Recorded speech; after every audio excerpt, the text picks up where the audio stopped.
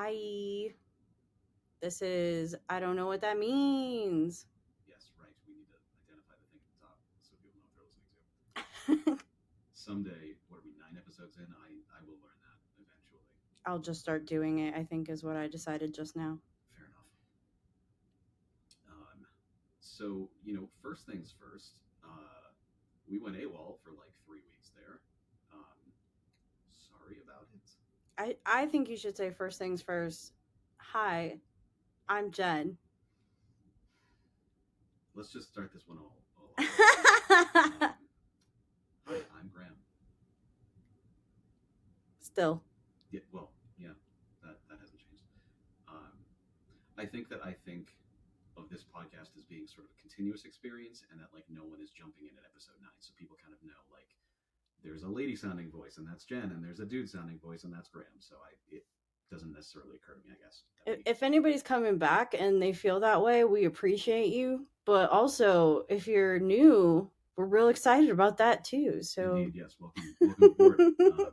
It's been a good time. Yeah. Any Lord. Welcome. We're talking about neurodiverse relationships and topics related to that. And Graham would like to say something. Yeah. So we've been kind of AWOL for like 3 weeks now, no new episodes. And it's 80-20 my fault. I think you're giving yourself way too much credit, if I'm being honest. I've been extremely busy with other things, and I haven't been pressuring you to do this as I normally would. Sure, fair enough. Yeah, between Jen has had a lot of kind of real world things going on. I shouldn't say real world, but projects. Yeah. A very exciting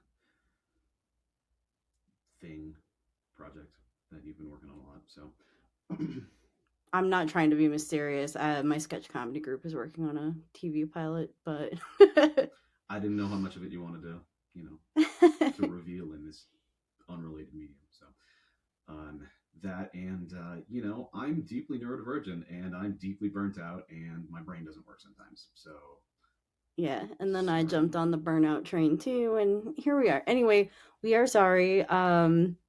If anyone was concerned or I don't know, irritated.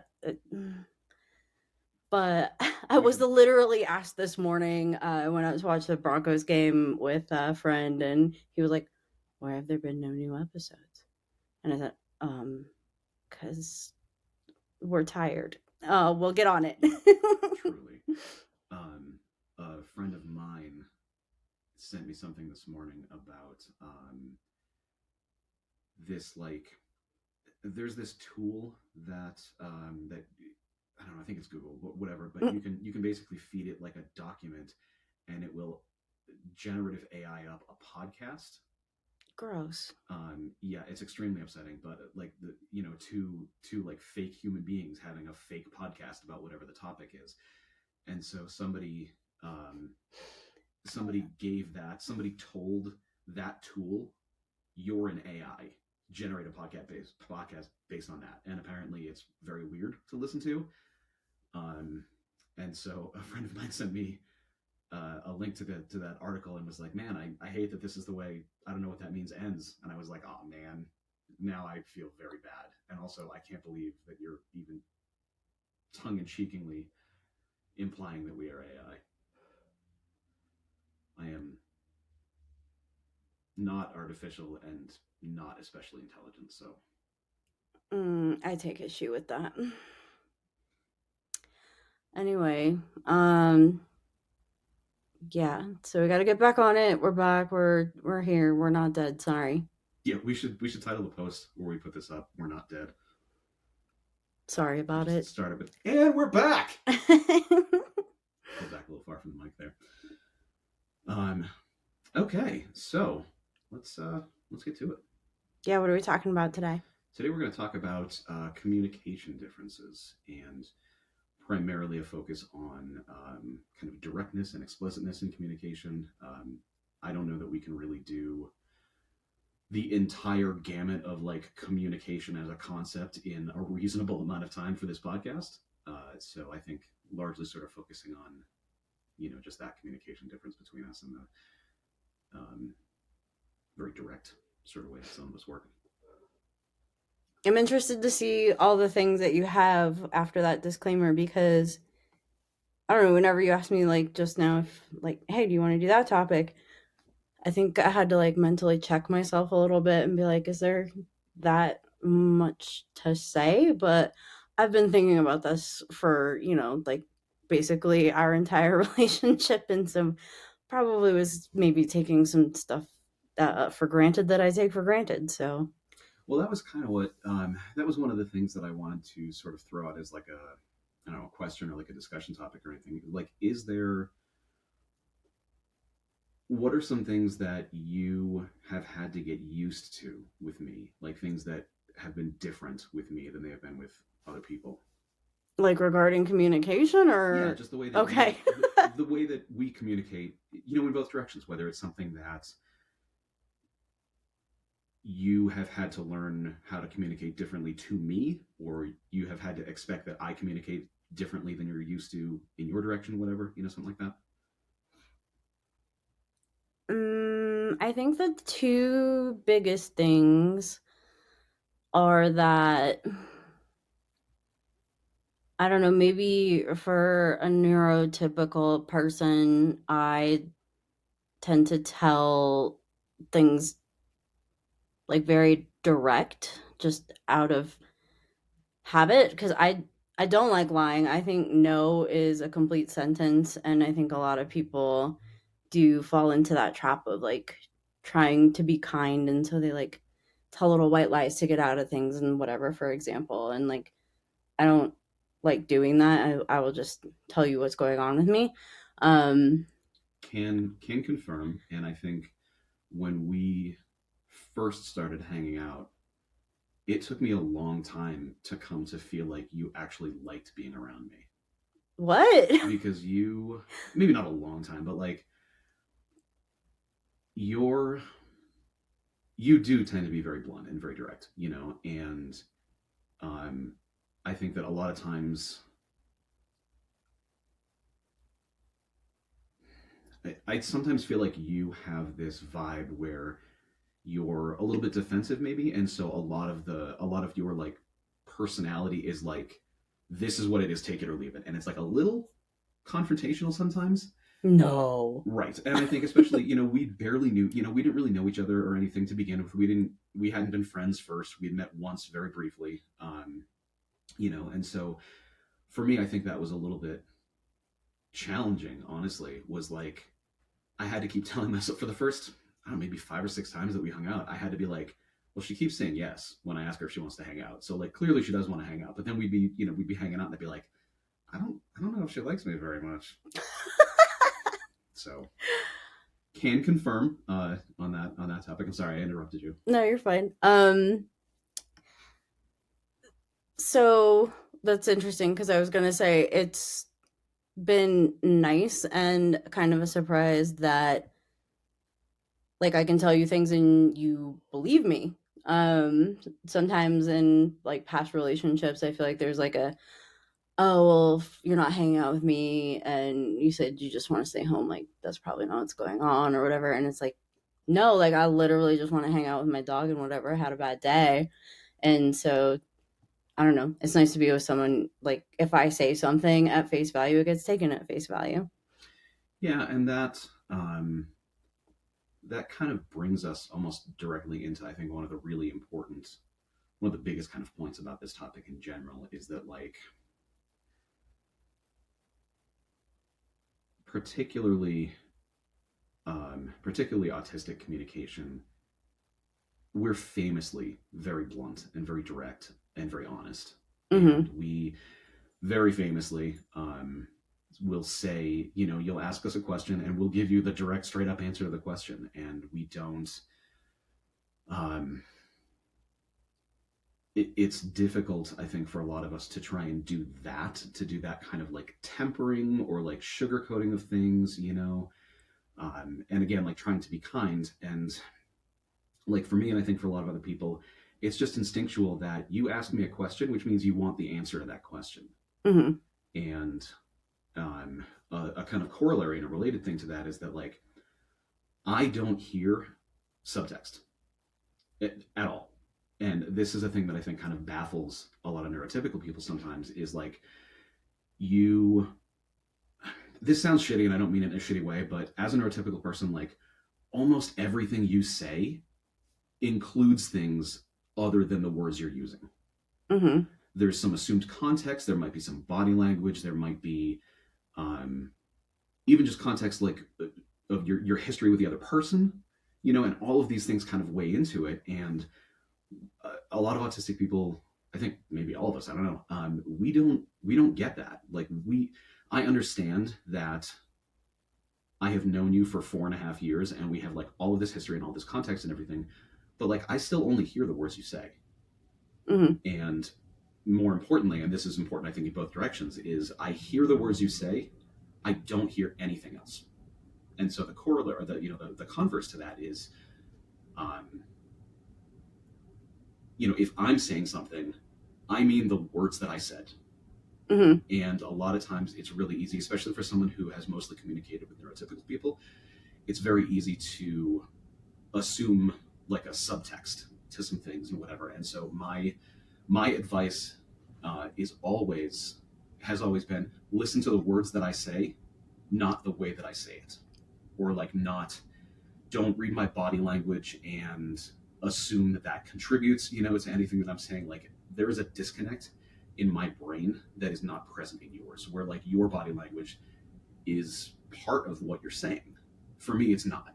And I think a lot of other autistic folks can probably empathize and have been in situations where someone's like, having a conversation with them, and then the autistic person will get like accused of, you're checked out of this conversation, or you're not paying attention, or like, are you mad at me, or something, and it's like just because we have different, we're not as like physically emotive, and we generally don't have um, that kind of like awareness of like context and body language and all this kind of subtextual nonverbal stuff, so we're having a conversation and like we're exchanging information, and I'm like, I want to give you the information that you need, or in the context of something like an info dump, I'm going to give you the information that I want to give you, whether you want to or not. um, so yeah, and I feel like for us that has been a thing. I mean, yeah, we literally had like a fucking tiff, what, 2 days ago about it? Pretty much, yeah. And it is like the nonverbal part that I do still have a hard time not, I don't know, it like factors into how engaged I feel like you are. Like, I don't ever feel like you tell me things and it's bullshit, and I feel like you listen to me. And I come to it from a different spot than like a neurodivergent person, probably. Like, for me, that's all part of like trying to resolve trauma and set boundaries and just deal with my shit through better communication. Sure. Um, but all of that, like, stuff you learn as a little kid when you're absorbing everything, like reading that automatically, I think doesn't go away in this relationship. Yeah, I mean, you interact with the world. I don't mean you personally. Everyone, Mm-hmm. everyone interacts with the world through a frame, like a worldview, and you learn that frame very early on in your life, and it colors everything. Mm-hmm. You can be aware of it, but it doesn't change the way your instinctual reactions are. So you are expecting when I speak to you that like the weight of context and the weight of my gestures and everything is like significant because that's the way that you're used to communicating. Mm-hmm. Whereas for me, I am not. One of my stronger autistic traits is eye contact. I can't do it. I can't hold eye contact for more than like a second or two. I can do it with you, and especially now that I'm talking about it, I'm like focusing on. She'll tell you I'm like staring her down across the table. His eyes are piercing. Um, He's so cute. but yeah, so I mean, I don't make contact with people in conversations. And I think for neurotypical people, there's a really big like value placed on that. Is that like by holding eye contact, you're demonstrating that you're engaged in the conversation, and that, and everything else. And like, some of the most important conversations, some of the like most significant conversations I've ever had in my life were made with like staring at the wall or like looking at the floor. And sometimes, especially if it's like an intense conversation, I have to do that, Mm-hmm. because there's so much like emotional intensity going on that I have to regulate in some way, and like eye contact is just too much, So I think you can tell the listeners the number of times we've had like difficult conversations or whatever, and I spend the entire time staring at the wall or the counter, like I'm not looking at you. Mm-hmm. And I feel like as an autistic person, that is common, and I feel like for you as a neurodivergent or a neurotypical person, it's got to read like, until you know that that's an important factor in the way that I communicate, it's got to read like I'm checked out. And I can totally, I can see. I feel like we maybe had some early on, like not fights, but these kinds of conversations where you may have been thinking like, are you fucking here? Like, are you in this conversation, or am I talking to myself? Yeah, I think early on for sure. Like, even when we like were sorting out our like I have been having a hard time at work, and I got all huffy and came and tell Graham about it, as you do, go find your partner and unload about work, right? And he was like just back from the gym and trying to stretch out, and he was like, I'm listening, and I was like, I don't feel like you're listening. And then he wanted my attention later, and I was like, what the fuck, this is not a.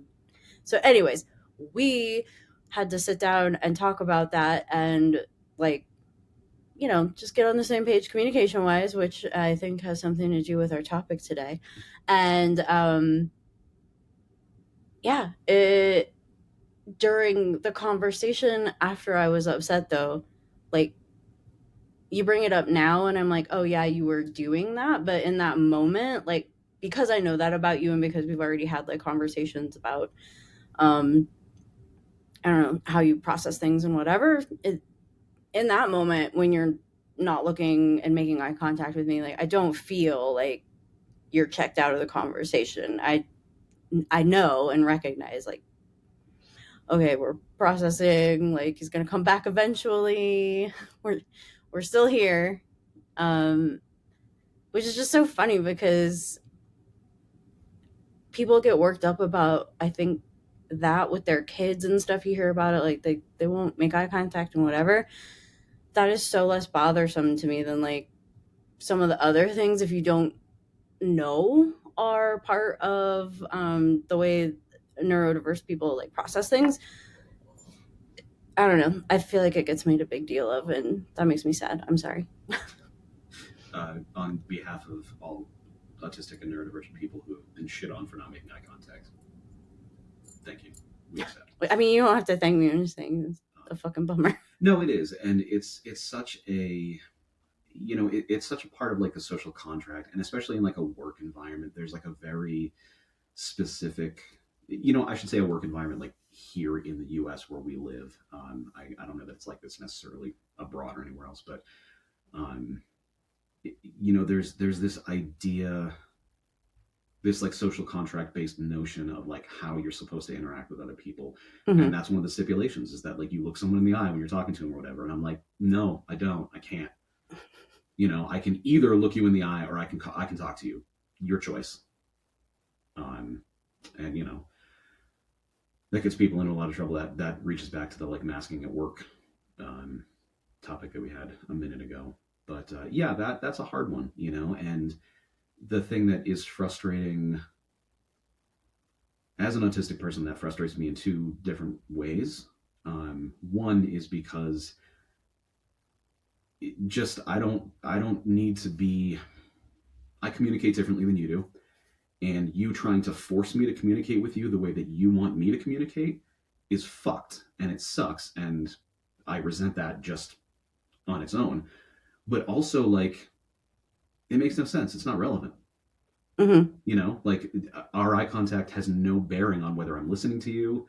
Not to draw like a weird kind of hokey analogy, but like, if you're saying that I have to be making eye contact with you in order to have a conversation, then I feel like you think that people who are blind can't have a conversation. You know what I mean? Like, this is not a Yeah. sensible thing. Yeah. And it's just one more like weird social constructy kind of thing. Yeah, eye contact is hard. And I mean, this is not purely an autistic thing. It's not purely a neurodivergent thing. I think eye contact is hard for a lot of people for a lot of reasons. Um, but yeah, just that like weird requirement that like you said, that people like require, especially from their kids. That's hard because that's how neurodivergent kids learn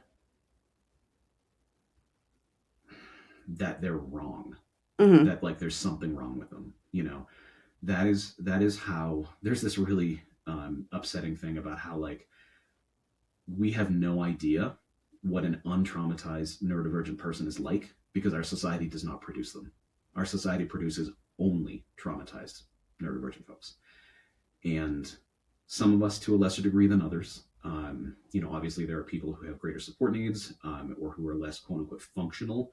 I hate that word, but you know, people who aren't able to operate in society Mm-hmm. as efficiently as you know as neurotypical people are and whatever. Um, but we all have some degree of trauma, and a lot of it is that, and it's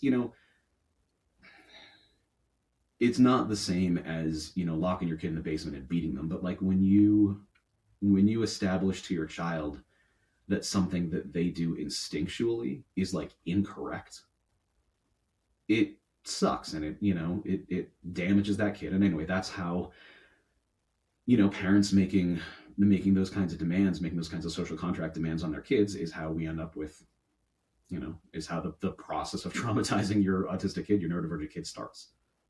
So it sucks in a lot of ways.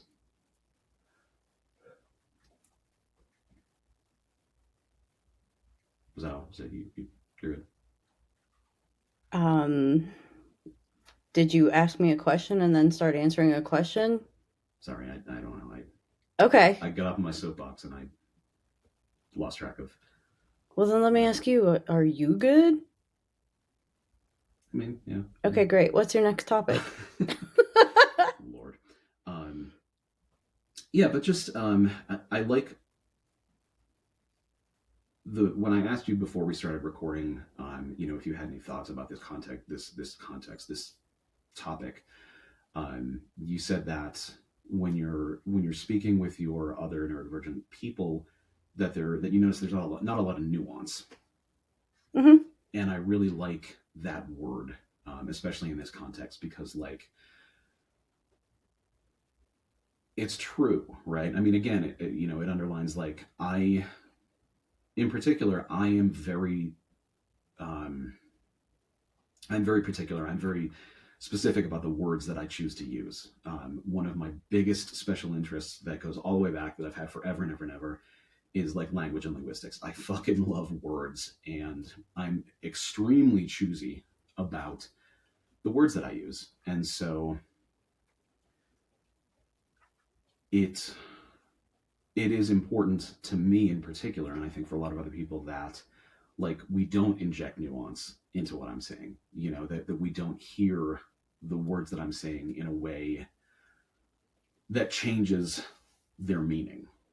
And that's a hard thing for a lot of people. I think even as neurodivergent folks, like it's possible to learn a word in a way that doesn't really apply. Like sometimes you learn a word wrong, or if there was a thing I saw yesterday that was like, I read so much when I was a kid that I know all these words that I can't define, but I know where they go in a sentence. Like I know how to use them in a sentence.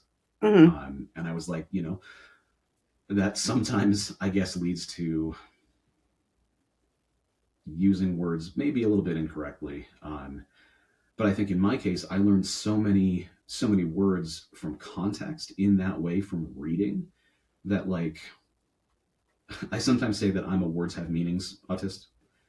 And I think that sometimes that contributes very much to it, is that like I learned a lot of these words in a particular context, even if it was repeated over and over, because there are certain words that like almost always get used kind of in the same ways. And I learned them in those particular ways, and I'm like, well, this word means X, and it has like certain connotations and whatever else, but like anyway, the word means what it means. And so when I say something, is it okay? I don't know. I think so. Petty. Hey, buddy. Do you want to come over here and sit? Come on. Just went over there and stretched out and then sat down. Oh, maybe he's fine. Do you need to go outside? No one asked you.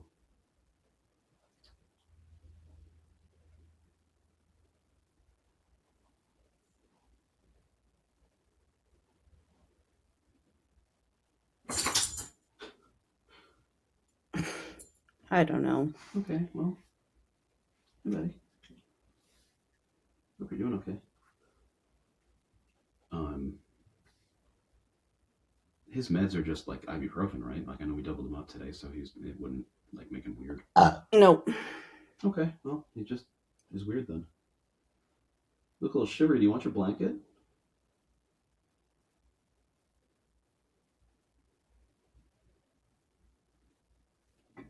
Okay, well, I like to think that he'll tell us. Anyway, so that actually does kind of lead me around to one of the other things is context. Um, again, a huge part. Existing context is a huge part of like kind of neurotypical communication, and it is very easy, even for us, to forget that like you don't know all the things that I know. Um, and so sometimes someone will ask you to do something for them, particularly at work. Someone will tell you like go do a task, whatever it might be, and we will respond with why. Maybe not explicitly why, but questions that ultimately come around to well, like why am I doing this? What's the necessity of me doing this? And this is kind of the flip side to like a spoken communication we don't get nuance thing is that like we don't we oftentimes need a lot of context. We need to know why something needs to be done or why something needs to be done in a certain way or whatever. And so a lot of times we will ask clarifying questions, you know, um, again, why do I need to do that? Or what tool do I use to do that? Like things like that. And sometimes, especially people who are like shitty bosses read that as like a, like pushback, insubordination and whatever. And it's like, well, no, I don't have all the information that I need in order to do the thing that you've asked me to do, and I think it's not always necessarily like a work thing, and it's not always quite that. It's not always quite that direct or explicit. Sometimes it's like you'll tell me a story, right? And you'll say that you were at some place, some business, whatever it might be, and I'm just like, hold on, wait a second, what is that? I don't know what that means, Mm-hmm. hence the title of this podcast, and it's stuff like that. And we often need maybe more context than other people, than neurotypical people might. Um, I think because it's important for us to have like the whole picture, even details that maybe seem unrelated or unimportant to like the story at hand, you know.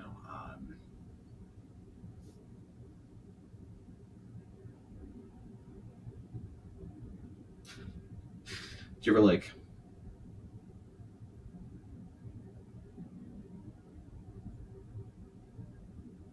do I ever do that to you? Do you ever like telling a story and I keep stopping you and being like, hold on, who is that? Or like, what is? I don't know what that place is. I don't know what this thing is. I don't know what you're talking about. Whatever. And you're like, I'm just let me tell the story. No, I feel like more often than not, when you interrupt me, is to tell me something you know about something I said that has nothing to do with my point, usually. That that is a love language thing. Mm-hmm. That actually not a love language thing, but that actually is. We could probably do a whole podcast about this, but there is a thing that neurotypical people will do when you're telling us something, particularly if you're telling us something. I don't want to say if you're complaining, but if you're telling us something that like is not great, Mm-hmm. that is how we establish that we're relating to you, right? Is that we will tell you, oh, a similar thing happened to me. Mm-hmm. And I think a lot of times, especially for neurotypical people, that comes across as me being like, oh, let's make this conversation about me, or like let me just make myself the center of everything, whatever. And it's genuinely an instinctive way that we try to communicate to you, like, oh, yes, I get it. I understand what you've been through. I understand what happened because I have also had this thing happen to me. So sometimes if I'm interjecting like random points, that's what that mechanism is. It's me going, oh, I understand what you're talking about. Please carry on. Mm-hmm. The fact that you, I don't know, recognize that you're doing it, it feels like in the moment. It's not like I'm bringing it up because like it's annoying or upsetting or whatever. Um, it is different because that's not unique to autistic people. Mhm. And how often you do it, and not you particularly, how often one does it, or even the direction they steer the conversation with it. Like, it's not as if people don't hijack the conversation. And so like I know when you're doing it, it's like we're talking, we're relating, it's fine. Yeah. But yeah, it's interesting. I can like name people who I'm like, that motherfucker does that and they mean it. Like, no, they don't Yeah. get a hall pass. So like I don't know, as the voice of the person who's not neurodiverse, and when you're trying to like give people a break or whatever, like some people is just assholes, okay? True. Like don't let people walk all over you and be like, I'm on the spectrum. But also, like meet people halfway where you can, and it's nice. Yeah, true. And two sort of important kind of points about that is that, again, I and my experiences are not a monolith. I do not speak for every autistic person in the world. Mm-hmm. Um, so that is not to say that literally every time someone who is neurodivergent is like, oh, let me tell you a story, that that they're not hijacking the conversation. Like, yeah, we can be assholes too. And I don't know, there was another point I was going to make about that, but it doesn't matter. Did you forget, or are you reconsidering telling it? The former, yeah, no, I lost Okay. I lost track in the middle of the I sentence. thought it was going to be juicy and I was going to demand you say it, but all right, No. we'll move on. No, I just had like an ADHD like ooh squirrel moment, and the thought just floated gently out of my head, and now it's gone. All right. So doesn't matter. But while we're talking about nuance and nonverbal communication and subtext and everything, ironically, for a very long time, I had this joke. It wasn't like a joke that I would take on stage or anything, but it was just like a thing that I would say to people sometimes about how I don't know if you're flirting with me, and like if you're trying to flirt with me, I need you to just like walk up and stick your hand in my pants. And even then, there's a good chance that I'm going to be like, if you're trying to like pickpocket me, my wallets are on the back. I don't know what you're doing here. And then I realized I was autistic, and I was like, oh. So flirting is impossible. Flirting is so hard. Mostly because it relies so much on nonverbal communication, and there's an aspect of flirting sometimes that's like teasing, and a lot of times, like, again, I can't always tell, like, even with you, I can't always tell when you're being sarcastic. Even now, I can't always tell when you're being sarcastic. And so in my inability to read any of those other things, the only thing that I can do is hear the words you're saying. And when you're like teasing someone playfully, if you strip away the context that like this is well-meaning and I'm just tongue-in-cheek teasing you or whatever, it comes across like you're being shitty. So I think that a lot of my fellow autists can probably empathize with that. How do you decide? I don't. So you just think I'm being shitty to you half the time? No. You in particular, because okay, I thought you meant just sort of in general. No. No, I only care about me. No, I'm sorry. no, I know you well enough that I am better at detecting it. Like I can kind of pick up on. This actually feeds into Mike's point. I can kind of pick up on some of the like sort of subtle things about sometimes like there's like a face you make sometimes that very clearly says like I'm joking, or like I don't mean this. Um, or there's like a tone of voice that you'll use sometimes that like makes it that like I can the thing that's weird about it is that like I can come to the correct conclusion, Mm-hmm. but I go about it in a completely different way. So for if you were to say something teasy, flirty, whatever to a neurotypical person, they would probably just get it. Just like instinctively they understand we're flirting, we're having a good time, whatever.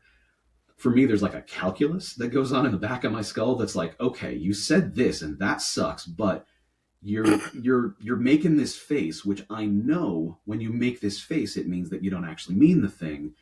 And we're otherwise having a good time. You're not just like, whatever, we're like out having dinner or whatever it might be. Like the setting is such that like this is a good thing. And eventually I'll come around to the point that like you weren't being a dick, but I have to like assemble this engine basically that like does all of these various maths and then spits out an answer at the end as opposed to just like instinctually understanding it. I feel like I understand why you don't like going to local comedy shows now. If you had to do that kind of calculus to understand a joke, like Yeah, that totally. sounds exhausting. Yeah, exactly. On top of the fact that it says 8 o'clock on the thing and nobody gets up on stage Oh my until 12 after 8. god. Yeah. It's a rock and roll 8 o'clock, First Graham. of all, you lied to me, and that makes Are, me upset. you have to stop. Secondly, don't make me wait like that. That's bullshit. Yeah, so that's a thing. But yeah, it's yeah, it's very hard to tell when some people are joking sometimes. Like if you don't know them very well, and the thing about stand-up comedy is that like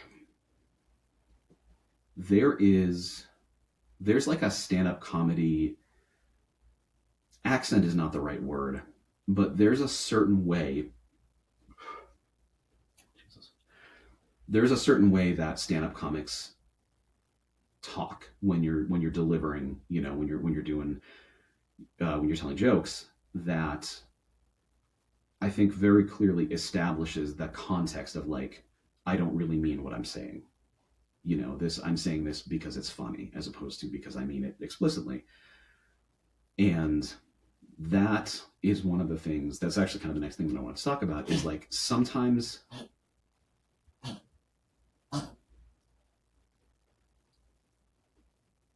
Sometimes dogs hawk logies. um, is that sometimes exactly like I was talking about when I was trying to like figure out if you're being a dick to me, Mm-hmm. right? Sometimes we can assemble enough facts and enough data points about the way a particular person can communicate that we can like kind of jumble together, like I said, like a calculus that we can go, okay, I know things A, B, and C about this person, and when I put those in this particular order, that inevitably or almost inevitably leads to this result. And so sometimes because we're good, pattern recognition is a really strong um, autistic feature. Sometimes we can kind of learn to understand neurotypical communication by like building this artificial complex that kind of understands it for us. So like that's you talk about it being exhausting, like that's how it is for us is that we Mm-hmm. we have to triple check everything that we think, and we have to the frame that I have for understanding you doesn't fit anybody else, so I can't use that for other people. I have to have a new frame for every person, and that's one of the things that like you mentioned something about like small talk, about like wanting to talk about that whatever, and that's one of the things that's fucking exhausting about small talk is like I'm encountering like a kind of a new person or a person I don't know very well, and like I have to have a frame because I'm not going to understand what they're saying to me, and I have to have some way to categorize this and like identify this communication such that I can like participate in it without looking like a goddamn freak. But I don't have that because I don't know this person well enough. I don't have enough experience with this person. So I'm not going to know if they're making a joke. I'm not going to know if they're saying something sarcastically or if they're. And then all I can do is react to the words that they say. And then I'm going to, maybe I'm going to look like an asshole because they were being sarcastic or they were telling a joke or they were flirting. I mean, you know, that's a thing. I have actually, it's funny when you said like, how do I decide? Like I said, I thought you meant just kind of in general. If I had $1 for every time another human being informed me after an interaction that I was being flirted with, we'd be recording this from a bigger house. It's How would that? Oh, I see. like we'd go somewhere and then like leave, and whoever it was that I was with would be like, oh, that cashier was flirting with you, or like, oh, like that dude was into you or whatever. Cool. It would have been nice if they had told me that. And they think that they did, but they didn't. You know, and and then there it is too. Like, as the neurotypical thing, like you maybe come away from that thinking like, oh, that guy sucked, or like that guy really doesn't like me or whatever. Nope, not it. You're speaking a language that sounds a lot like the one I speak, but isn't. I feel like all the listener can gather from this is I really like Graham and I was very aggressive about pursuing.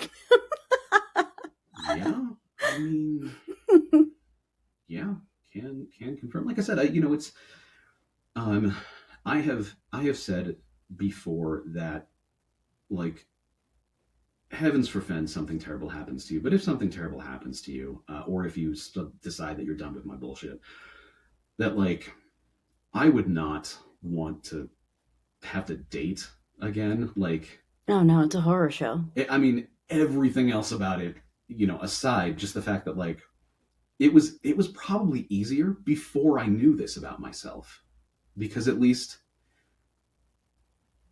if I were to, prior to realizing that I'm autistic and everything, like if I had gone out and like dated whatever, I would have had a lot of weird interactions, and I would have come away thinking like, what is wrong with me?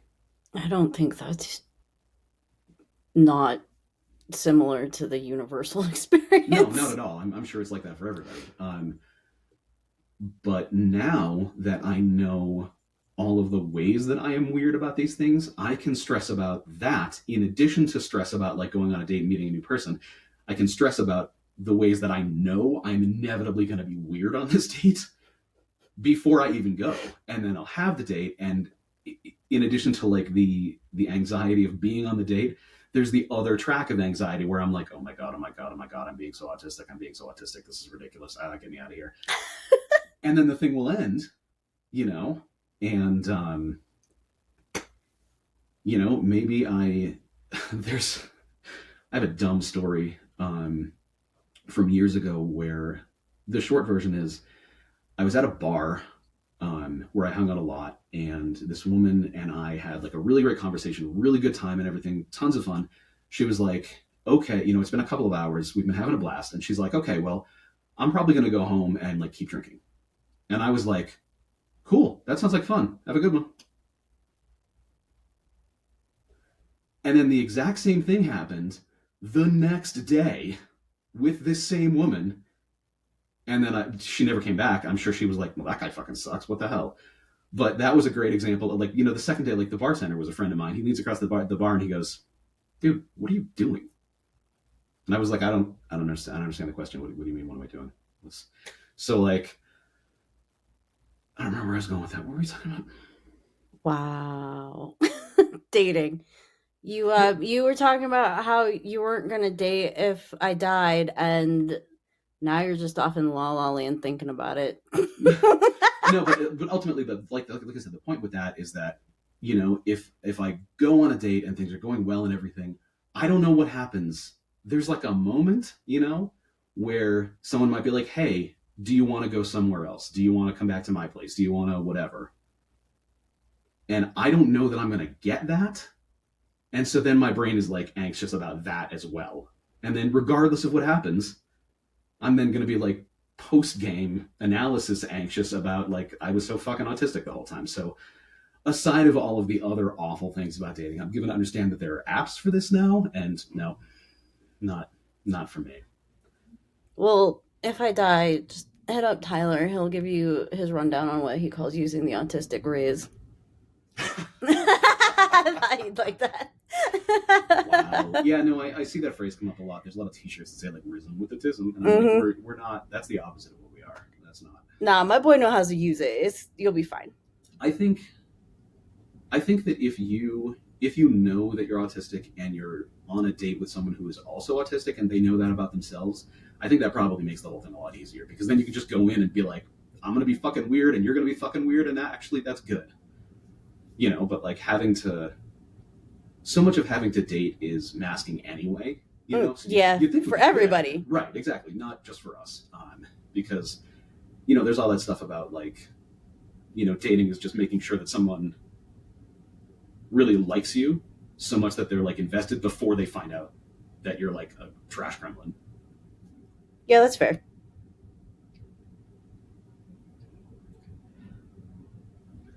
So yeah. Anyway, yeah, flirting, dating. Good lord, I can't even imagine. Um,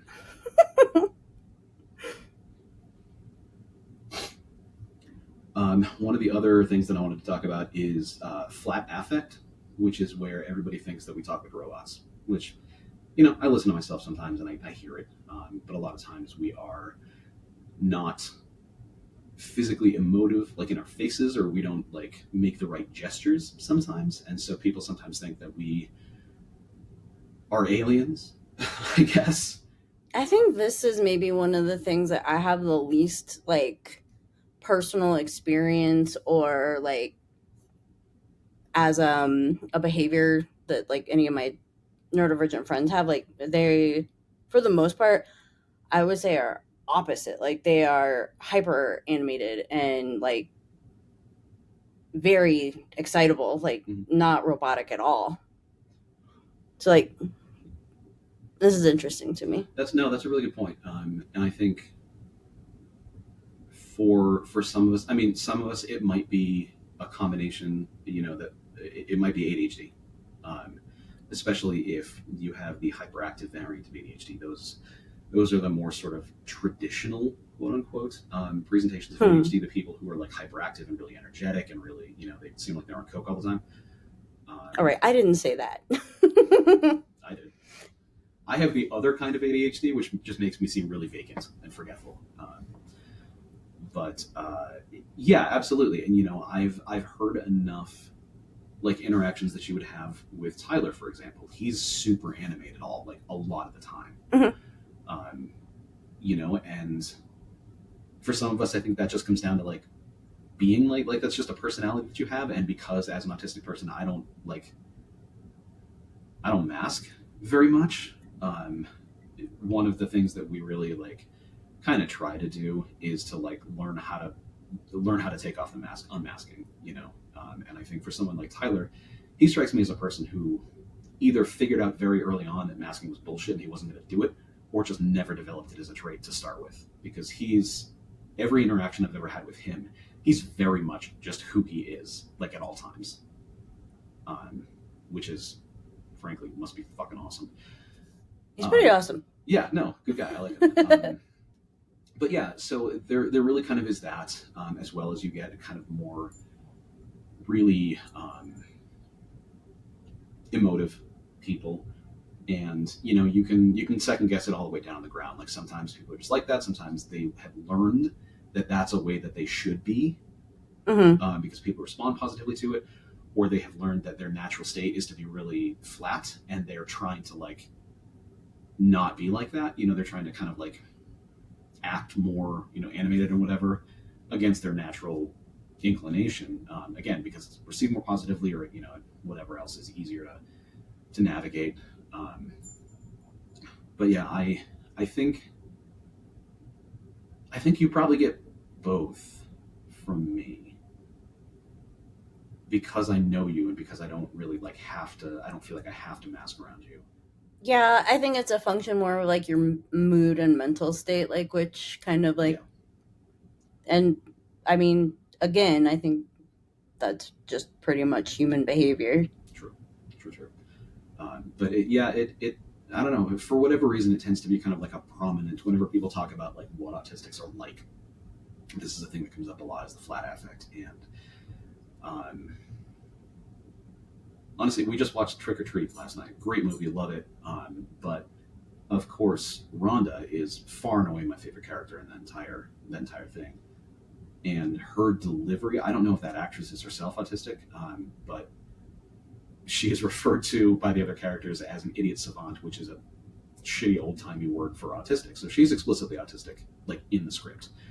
Um, and the actress herself delivers her lines in like a very near monotone, even when she's like pretty excited. She's talking about like the backstory of Samhain and everything. Mm-hmm. Even when she's pretty excited, she talks in like kind of a regularized, like sort of a monotone voice. And I think that's what people pick up on because it's unusual. Like not a lot of people are like that. And I think it's one of those things where you hear like 2 or 3 autistic people act like that, and you're like, oh, well, they all do this weird thing, you know. Uh, but yeah, you're right. I don't know that it's as prevalent as like lists of autistic traits on the internet would have you think. I just I don't know, like I think I can count on one hand my number of friends that like I know are some stripe of neurodivergent.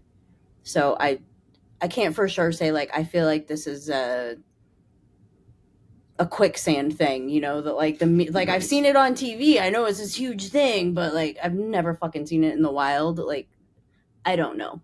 Yeah. Yeah, and that's a thing that like I don't know why, but I feel like when I am aware of myself, kind of like flat affecting, I feel like I become hyper aware that I'm doing it. And I don't necessarily like take steps to, act more, flap my arms around or whatever. Like but I feel like that's one of those things that I don't know if it's just because it always gets called out in like descriptions of autistic behavior or whatever, but it's one of those things where I see myself doing it and I'm like, wow, I'm being really autistic right now. Oh.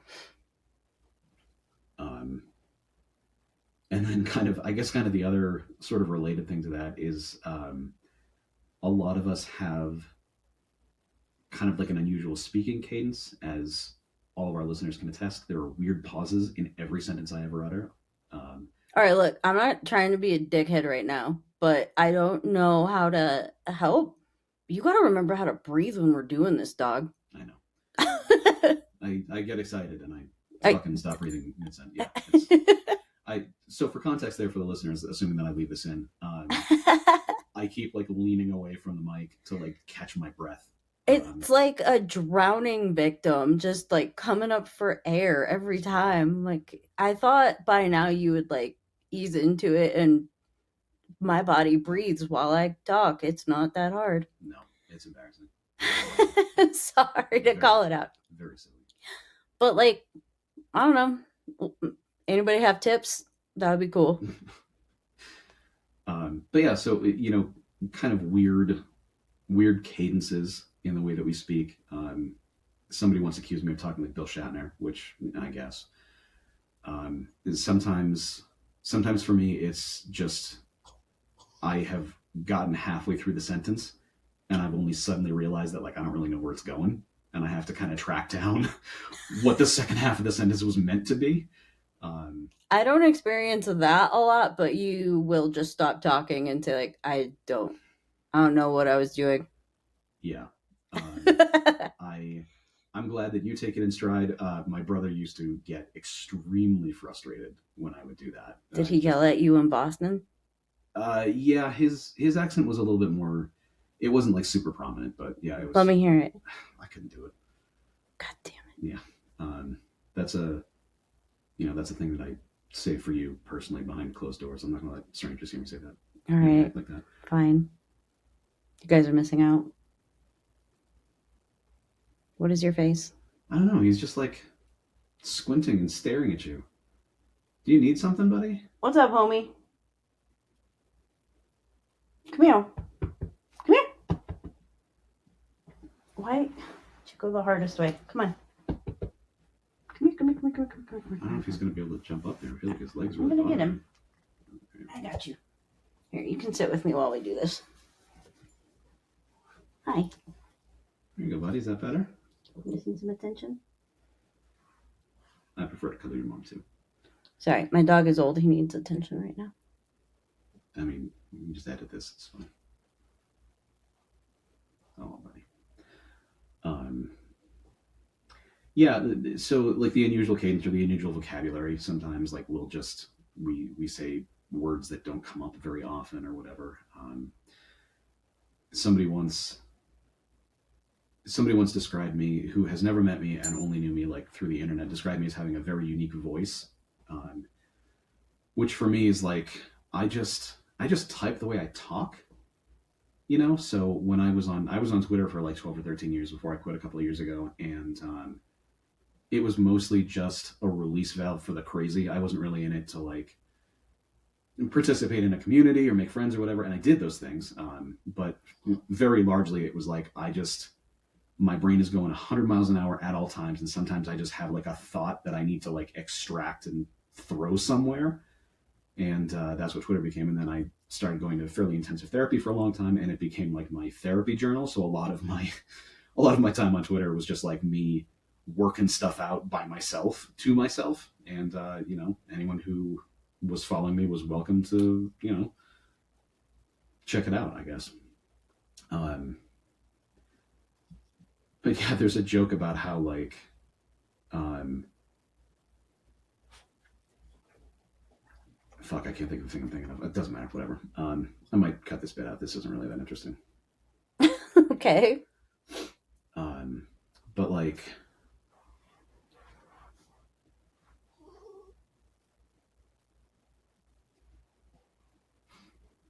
did the attention stop for a moment, and you had to raise a complaint? He looks very satisfied right now, so Good. I guess that's what he wanted. Um, that's all of my like big points. I already asked you most of the questions that I wanted to ask you.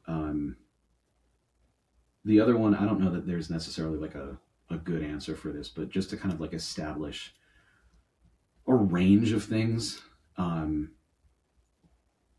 How how is it different communicating with me specifically as opposed to like some of your other neurodivergent friends? Like, what's a thing that you have to be aware of with me that you don't with somebody like Tyler?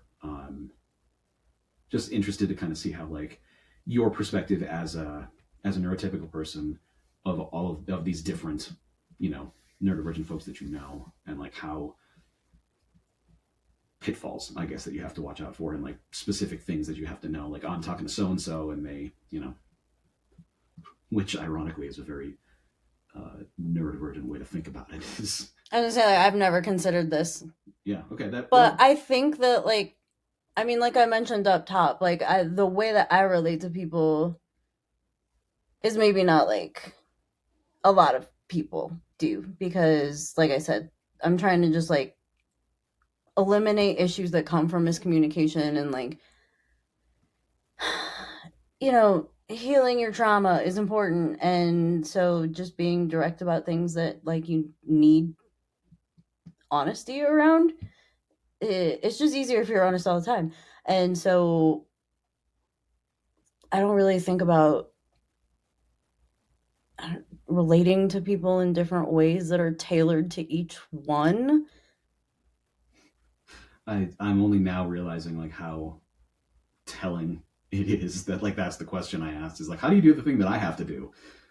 Um, yeah, that's a very neurodivergent But I question to feel like ask. that's like kind of illuminating. Like, I never considered it, and like maybe I do. I'm just taking for granted that I don't. And I don't know, it'd be an interesting exercise to like think about.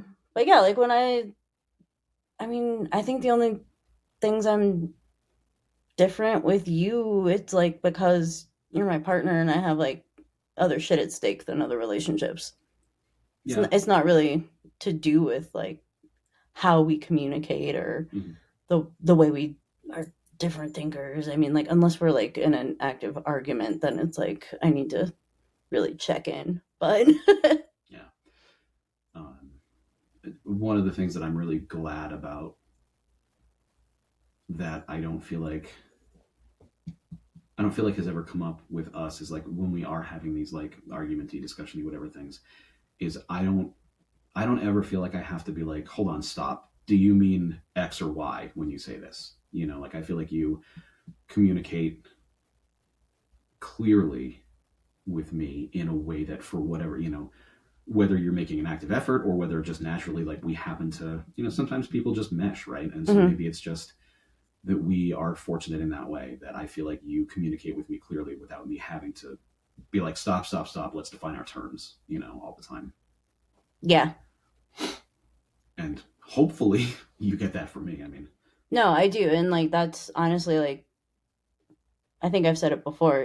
It's been like crazy refreshing and also like mm, it's surprising and sometimes I don't know. I just want to sit down and cry when I think about all the time I wasted with people who like just weren't honest. And so like it's very nice to have somebody just say what they are thinking and mean what they are saying. mm-hmm. I guess the other corollary to that is that, you know, we do tend to be somewhat gullible only because, again, we're just listening to the words you say. We don't always see like the winky face and get it or whatever. So that's really, that's really fun.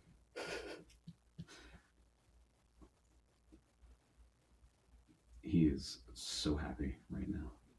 I mean, is he? He is. He's got his eyes closed. He's like smiling. Yeah.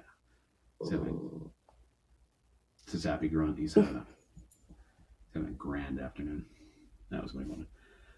Um, so yeah, I guess a lot of what we have said, both on today's episode and on every episode, is you know, underscores that, like in any relationship, the most important thing is communication. And sometimes, again, this is not only true for people in neurodiverse romantic relationships or neurodiverse, you know, work relationships, friendships, whatever, but just of anyone in any relationship ever, is that you have to learn how the other party communicates.